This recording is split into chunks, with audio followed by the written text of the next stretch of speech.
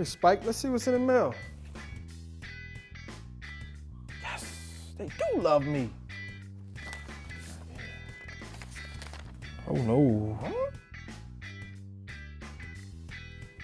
Alexa, open VB Connect. Welcome to VB Connect. What are some jobs in information technology? Job listing 1, systems analyst 2, job listing 2. If I land one of these jobs, steak dinner for both 3, of us. Systems engineer 2, job listing 4, systems analyst 2. It's an honor and a privilege to be here this morning as we pay tribute to fallen officer George Wayne Starr.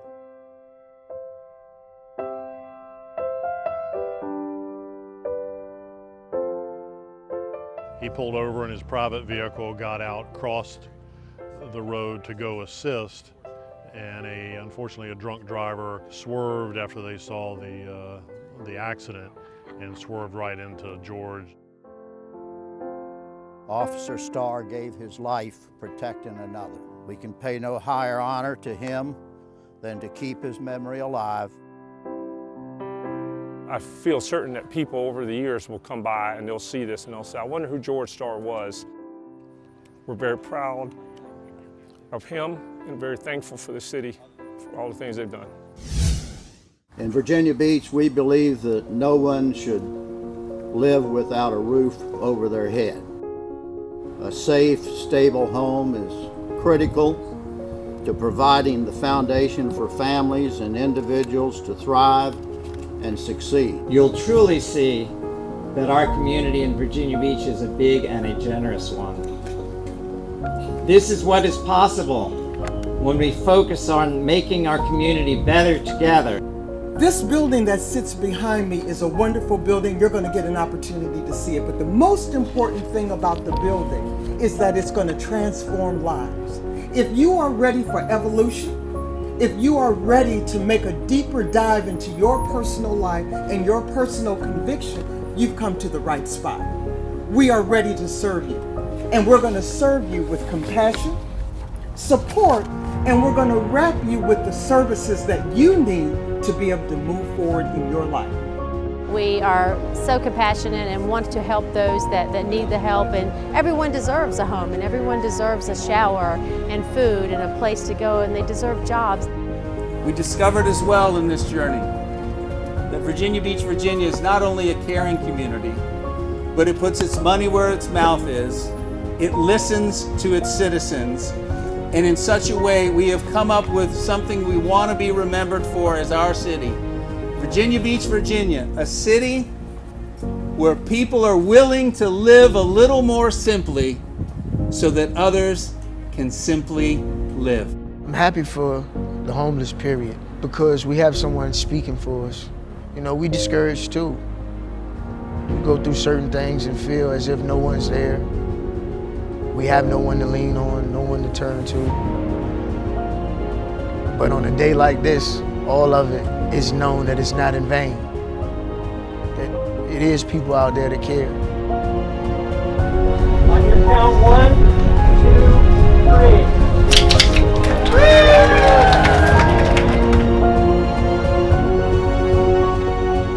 If I had to choose one word to describe how I felt today, it'll be relieved to know that some of the problems that I have just came to an end. Still a lot more to be sorted out and dealt with, but I'm relieved. Got a place to sleep now. I can actually lay my head down in peace. No worries. We are celebrating the closing or the conclusion of Lighthouse services. We are also looking forward to the continuation of services at our new Housing Resource Center facility. The Lighthouse Center represented a big step forward in homeless services in Virginia Beach at the time it was built in 1997. It was the result of a significant city and community effort. And during its lifetime, this building has helped thousands of homeless persons stay out of the weather, tend to their basic human needs, and connect to services and to housing opportunities. As we close it, we know the only reason we're okay closing it is because we're taking another major step forward with the Housing Resource Center. The Housing Resource Center presents a new future, Every service that was here and then some will be at the HRC. Welcome to the Housing Resource Center. So we will head this way down the hallway, and the first place we're going to see is the health clinic. We coordinated and scheduled transportation, and they were picked up from the Lighthouse. They were transported to the HRC, and they saw the new Lighthouse, and they were really, truly amazed and astounded. I think the place is, much better than the Lighthouse. It's a lot bigger. Got the rooms, which is great. I mean, it's definitely a lot better than what we had over there in the beachfront. The cafeteria is really nice. Oh, it was beautiful. It's a gorgeous outfit. Yeah, the beds are beautiful. The rooms and facility apartments, they're gorgeous. This is the proudest moment for Virginia Beach in our 30-year journey. We are going from a 3,000 square foot beacon of light to a more than 60,000 square foot beacon of integrated homeless and housing services as we build a community that eradicates homelessness. It's going to be probably a long, drawn-out event. We are just wrapping up our first operational briefing and meeting with our operating departments to look at the potential track of the storm, look at some of the issues that we may be facing in terms of evacuations, sheltering issues, how we're going to communicate to the public, those sorts of things. We're looking at a partial activation of the Emergency Operations Center starting tomorrow, and then identifying when we're going to do a full activation of the Emergency Operations Center, and that's how we progress through. So everything right now is the pre-storm planning and pre-storm preparations. The city's going to do everything it can, but the potential here is for a catastrophic event. With the track through Carolina, it'll be a big rainmaker. The other track brings it a little more over the Outer Banks and a little more direct hit on us, and that will cause a whole new set of problems. So we're really going to have to pay attention to the track of the storm, and we are working with the state, working with our departments within our city, and we are ramping up and leaning forward to be able to deal with this event.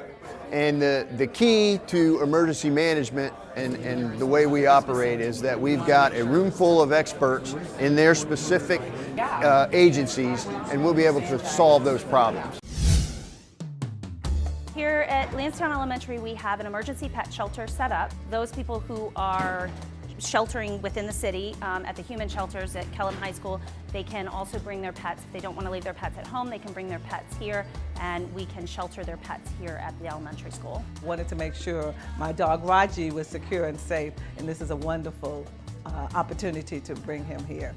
We have large kennels to house their animals in, and then they can stay here throughout the storm while the shelters are activated. And then once the city manager makes the decision, or the emergency manager makes a decision to deactivate, they'll have 6 hours to come and reclaim their animal from the shelter. And if they can't make it here within the 6 hours, we will transport them back to animal control, and they can reclaim them from there. When you bring your animal here, bring food, bring your vaccine history, bring any daily medication that your animal may need. They are people's fur babies, and they don't want to abandon them. And so this gives them an option that you don't have to leave your animal at home. We have a shelter here. We can provide for them, and they will be safe, and people will be safe at the shelter. I got a little choked up when I saw them taking him away, but I can tell by talking with you and the staff here that everyone is very concerned and loving, and that he's in good hands.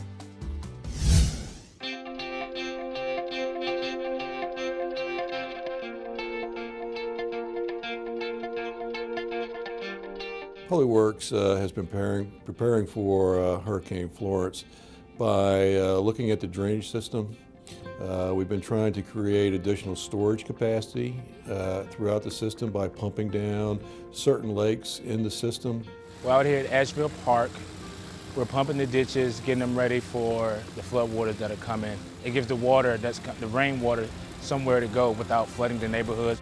In addition, we've been going throughout the city, looking at our major systems and cleaning any blockages that we may have so that the water will flow.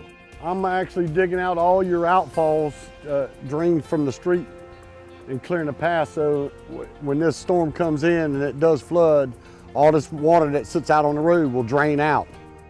She was over at the Home Depot and she heard word that there was going to be sand over at the Sportsplex. So we jumped in the car, grabbed a shovel, and shot on over here. We set up a sand operation at the Sportsplex Center where residents can bring their own sandbags and fill them.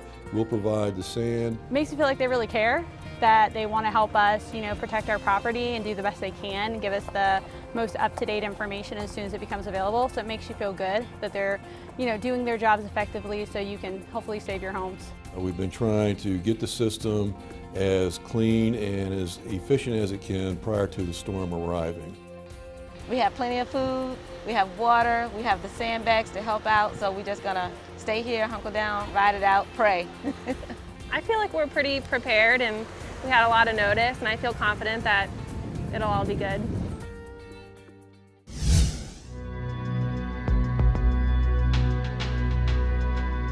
Virginia Beach has had this festival for years, and it's not just for Virginia Beach, it's international. These artists are coming from all over the world to showcase their work, and Virginia Beach offers them that opportunity. This is the Neptune Festival's International Sand Sculpting Championship, and you have some of the best sand sculptors from around the world right here in this tent making really cool art. And the secret really to a good sand sculpture is how well you compact the sand, so that's actually the most important part of this process. Just like everything else, you need to practice. Every time I start sculpting, I feel like I don't know how to sculpt. Another nice thing about sand is you don't need a lot of tools. You don't need power tools or anything.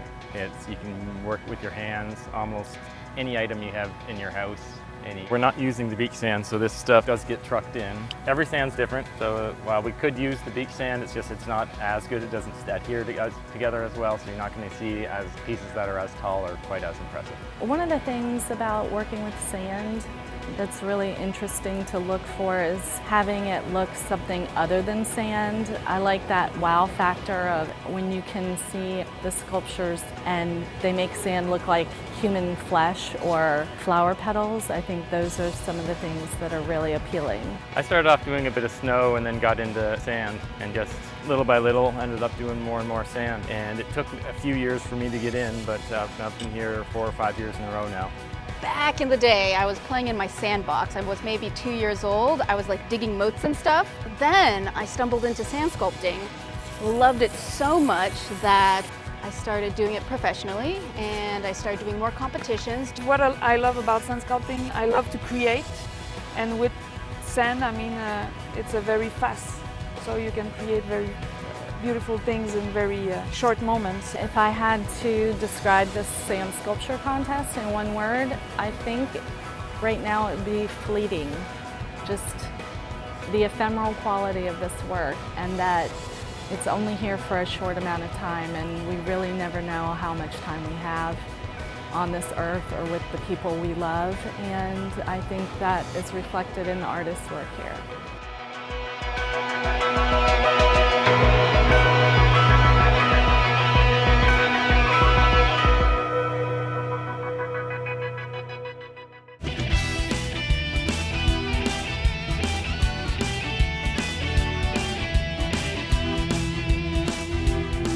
So what we've built here is the world's largest STEM outdoor laboratory. All different local companies come out, and the kids actually get hands-on experience. We get to play with robots, build paper airplanes, do all kinds of things. Working with Dr. Spence and his team, they built a curriculum to take some of those lessons they learned from that hands-on experience and carry out through the whole year. Oh, I think every fifth grader in the city of Virginia Beach is waiting for this day to happen, and now that we've been doing it for 3 years, they start waiting from third grade on. It's a really great way for us to continue to emphasize the importance of STEM in our curriculum and connect what it is that they're going to be learning all year long in fifth grade to real-life application here at the Air Show. Oh, the kids are super excited today. It's a field trip that we've been doing for a number of years, so it's passed on to the fifth grade students. So when fifth graders, when they become fifth grade students, it's like the first trip they have for that year. So it's like, wow, when are we going? They're super excited. This is really fun, and I'm having a great time. The STEM activities at our school, they're really fun. They're kind of like this. I know a lot of these, they're a little bit more like high tech. I think because last year we did the slime, so I'm hoping we do that one today, and the robotics in the water. We're talking about force in motion. We now have a real life example for them to really rely back to, instead of just looking at a video or looking at a picture of something. We can go back to an activity we did today. This has been a fantastic partnership with the City of Virginia Beach Schools. We started this 3 years ago, and it really has blossomed. And as part of that relationship, we were able to help out this year with our Blue Ribbon Panel on School Security. So I see this continuing to grow year after year.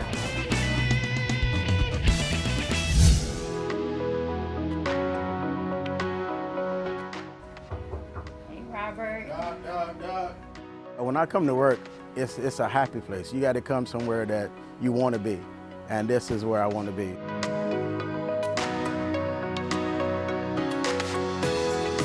I get the job done. If I see something that needs to be done, I got to get it done.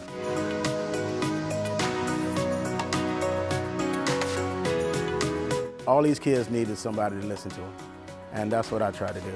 I often wish that I could hire him as a school counselor. I say because he exemplifies and has all the characteristics that I would look for in someone that would work for me in my school counseling department.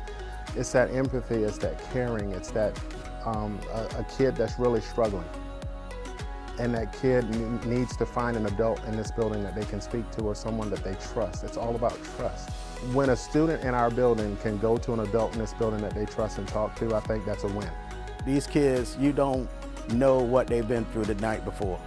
So when they first get here, they like, you don't know if they ate, you don't know if they're having a bad day, you don't know any. But once I get that trust in that kid, whatever kind of day they're having, they'll bring it out. They'll talk to me about it. Coach Brown, he's really a helpful person and stuff. Like if you need to talk to somebody, he'll be there to talk to you every morning. He'll like tell you good morning and stuff. Like if you're having a bad day, you can go to him and talk to him for advice. When they're in middle school, it's like a transition between a kid and a child. When they have somebody they can easily talk to if you're having a bad day, it's always really nice to have. He infects like the whole school. Like I think every school should have like a Coach Brown. Like this, without him, this school would be way different. He takes time out of his day to help people. Like he could be in the middle of doing his job and then he'll just like stop doing that to help someone. I have a heart for people. I have a big heart for people. Just like tonight, after football practice today at 6, I got to get to Kempsville High School because some of our kids go to Tallwood, some of our kids go to Kempsville. So they play tonight. So I done had over 100 calls, Coach, are you coming to the game? So what I would do is I would go sit on Kempsville side for the first half and Tallwood side for the second half. And then make sure everybody sees me. They would call you out. They would say, Coach, you sat on their side, didn't even sit on our side. And there's nothing about the outcome of the game. It's just that they see me at the game. If I had to describe him in one word, I would say caring, because I haven't seen him turn down a student. I haven't seen him turn down a parent. He's always willing to give whatever is necessary to ensure that the families as well as the kids get what they need.